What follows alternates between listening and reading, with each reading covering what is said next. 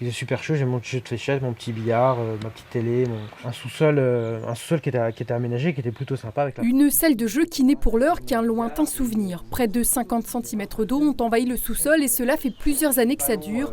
Première inondation à l'été 2021. Depuis, le propriétaire de cette maison du Vallon Saint-Antoine à Chantraine voit les problèmes s'accumuler. Le ruisseau qui traverse le terrain est sorti de son lit, la fosse septique déborde et s'écoule sous la terrasse.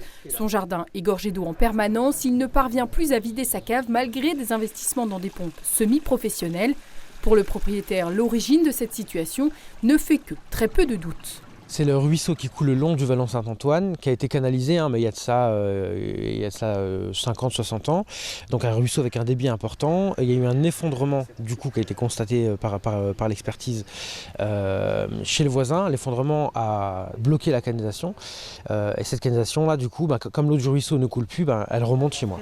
Une canalisation bouchée sur plusieurs dizaines de mètres pourrait donc être à l'origine de cette situation.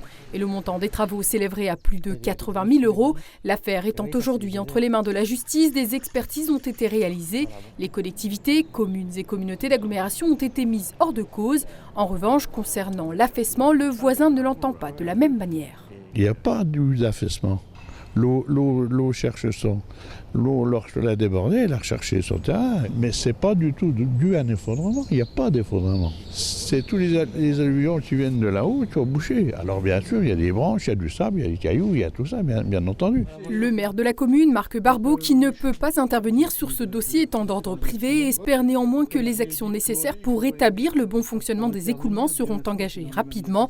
Aujourd'hui, Slimardial en appelle aux autorités compétentes pour faire avancer cette situation qui n'est plus acceptable pour sa famille et surtout ses 4 enfants qui vivent dans des conditions insalubres.